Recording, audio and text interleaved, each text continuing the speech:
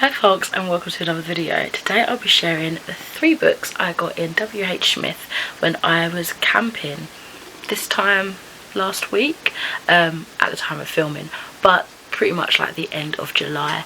So as I say, I picked up 3 books. It's a bit spontaneous. I only saw one that I really wanted, and then I saw another one, and then I was told that it was a 3 for 2 offer, so I had to go and find another one, which wasn't difficult.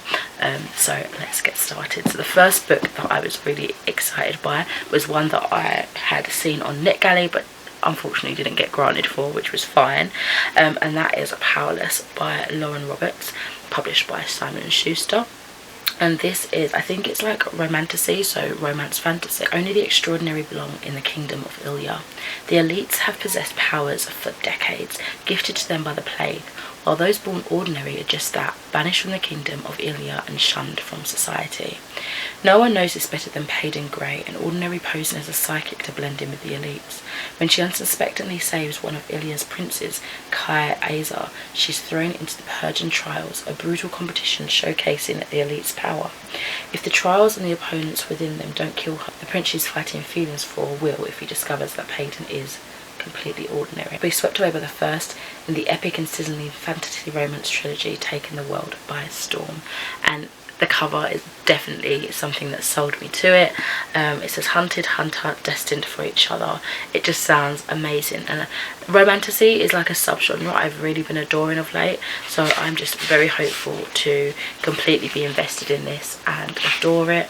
I've just seen as well that there's a map in here, and this is how that looks. I love a map. The writing's very tiny, so I think this might take me a little while longer to get through than the size of the book may lead me to believe. Next up, this is one that I was intrigued by, but was kind of just, I wasn't in an eager rush to pick it up, but as I say, it was on offer, and also it was one that I was interested in.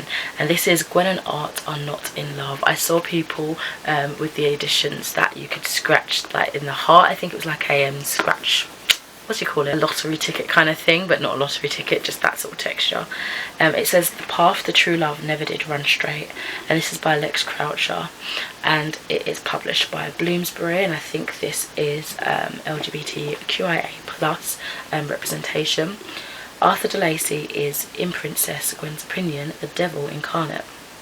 Rather inconveniently, however, they are betrothed, and our Art's been invited to Camelot to prepare for the wedding. It's going to be a long hot summer of jousts, feasts, and try not to kill each other, until Gwen catches Art kissing a stable boy, and Art digs up Gwen's breathless diary entries about the kingdom's only female knight, Lady Bridget Leclerc. Perhaps they'd make better allies than enemies. Maybe it's worth convincing everyone that they make a disgustingly perfect couple after all. But with Gwen growing closer to Bridget and Art drawn to Gwen's brother Gabriel, the path to true love is looking far from straight. I love that. The whole vibe of it, like the genre and the time setting, it kind of gives me LARPing, live action role playing vibes, and I really just want to be like thrown into that kind of aesthetic. And lastly, this is one that I actually got out from the library, I think October last time. Makes sense from the title, but I put it back because I didn't get to read it in time, but that's fine because I now have my own copy. And this is October by Katia Balin, illustrated by Angela Harding, and this is also published by Bloomsbury. It's a gorgeous, rich autumnal cover, and the illustration carries all the way around to the back. And this one says, October and her dad live in the woods. They sleep in the house Dad built for them, and they know the trees and the rocks and the lake and the stars like best friends. They live in the woods and they are wild, and that's the way it is. Until the year October turns 11. That's the year October rescues a baby owl. It's the year Dad falls out of the biggest tree and goes to hospital. The year the woman who calls herself October's mother comes back. The year everything changes. A lyrical masterpiece about spreading your wings from the author of the space we're in. So I don't think I've read anything by this author before, but this one definitely intrigued me, so I'm glad to finally have a copy for myself. So there we are. These are the 3 books I picked up in a recent WHSmith trip. Let me know if you've read any of these. Some more new releases than others, I think newest to least newest, and yeah, what your thoughts were if you've already read these. Thank you so much for watching, and I shall catch you in another video soon. Bye.